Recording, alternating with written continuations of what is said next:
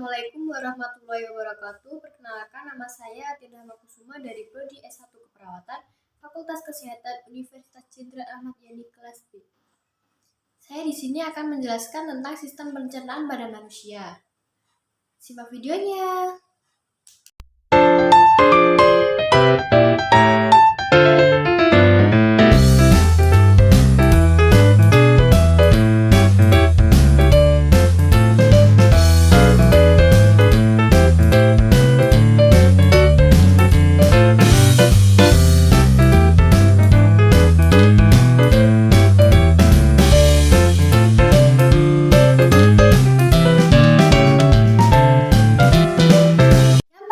Adalah parotis. Parotis adalah kelenjar ludah terbesar yang terletak di bagian samping wajah.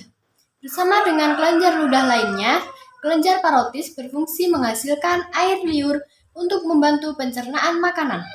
Yang kedua, sublingual gland. Sublingual gland yaitu kelenjar yang paling kecil dibandingkan kelenjar lainnya dan berada di setiap sisi lidah dan mulut.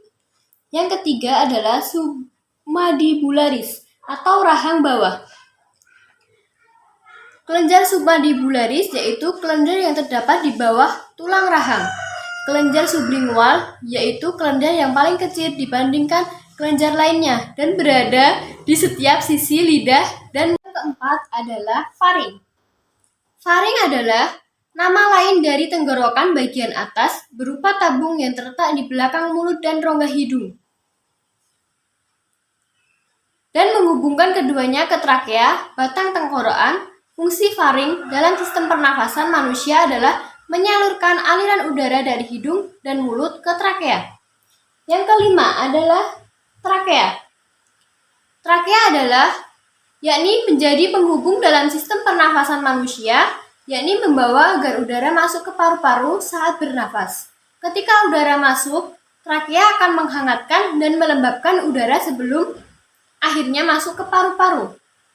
Yang keenam adalah esofagus.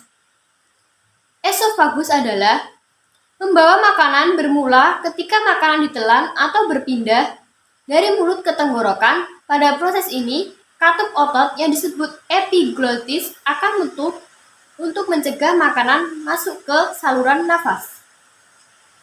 Yang ketujuh adalah lambung. Lambung adalah untuk menyimpan dan menyingkirkan zat berbahaya. Fungsi lambung juga untuk menyerap zat yang baik untuk tubuh. Selain enzim dan asam, lambung juga memproduksi zat lain yang akan mempermudah tubuh untuk menyerap zat-zat yang baik seperti vitamin B12. Yang kedelapan adalah diafragma. Diafragma merupakan sekat yang membatasi perut dan dada dengan berkontraksi saat seseorang menarik nafas. Diafragma menciptakan efek vakum yang menarik udara ke paru-paru. Sedangkan saat mengeluarkan nafas, diafragma kembali rileks dan udara didorong keluar paru-paru. Yang kesembilan adalah limpa. Limpa merupakan bagian dari sistem getah bening atau sistem limfatik. Fungsi limpa sangatlah penting bagi tubuh, yaitu menyaring sel darah merah yang rusak serta menjaga sistem imunitas tubuh. Bila fungsi limpa terganggu, maka tubuh akan rentan terserang penyakit. Yang ke-10 adalah hati. Fungsi hati bagi tubuh sangatlah penting, mulai dari menghancurkan racun dalam darah sehingga membantu proses pencernaan. Bila organ hati tidak berfungsi dengan baik, berbagai kondisi serius dapat muncul. 11 adalah kantong empedu. Kantong empedu adalah terletak di bagian kanan atas perut, di sisi bawah hati, bentuknya kira-kira seperti buah pir. Fungsi kantong empedu yang utama adalah menyimpan empedu sampai dibutuhkan untuk pencernaan. Saat kamu makan, kantong empedu akan berkontraksi untuk mengirim empedu ke saluran pencernaan. Yang ke-12 adalah duodenum. Duodenum adalah atau usus 12 jari.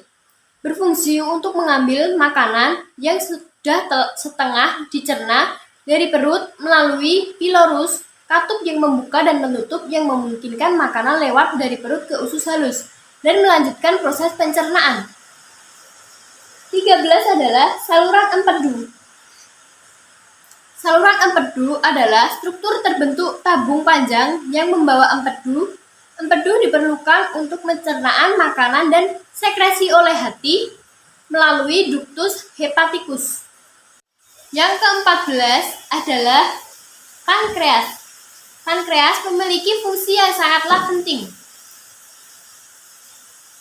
Sistem pencernaan dan metabolisme selain dapat memproduksi hormon, pankreas juga memiliki fungsi utama sebagai organ yang memproduksi enzim untuk menghancurkan dan mencerna makanan di dalam perut. Yang ke-15 adalah kolon transversum. Kolon ini juga akan memadatkan cairan sisa makanan menjadi lebih padat. Kemudian, sisa makanan ini bergerak menuju kolon transversum. Pada kolon ini, bakteri akan memecah sisa makanan, menyerap air dan nutrisi yang masih tersisa, lalu membentuk cairan sisa makanan menjadi tinja.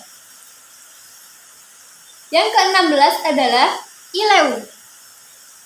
Fungsi dari ileum tidak berbeda jauh dengan jejunum, yaitu melanjutkan proses penyerapan nutrisi ke dalam aliran darah. Ileum memiliki ujung dari bagian usus kecil yang terbuka dan terhubung dengan usus besar. Yang ke-17 adalah ascending colon. Ascending colon merupakan bagian paling besar dari usus besar, terletaknya berada di dasar perut kanan bawah dan ujungnya berakhir di samping hati.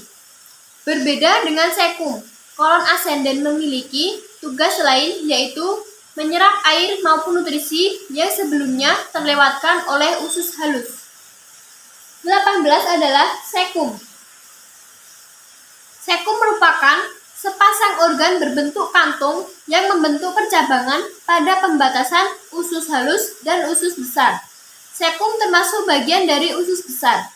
Sekum berfungsi membantu pencernaan bahan makanan yang mengandung serat dengan bantuan mikroorganisme.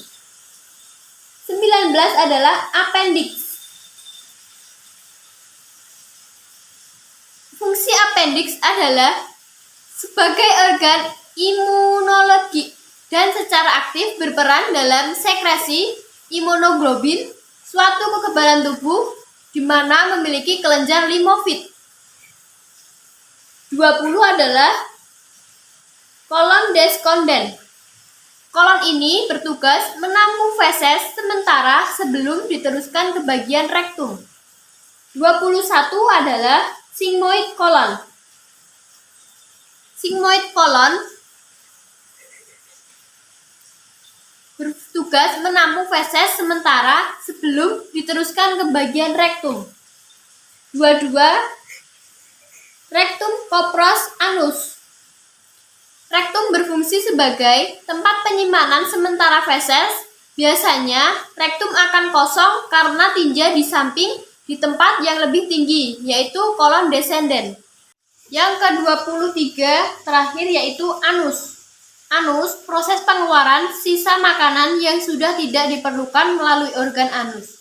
Anus adalah jalan pembuangan sisa makanan yang tidak terpakai oleh tubuh dan gas-gas yang berbau disebut tinja.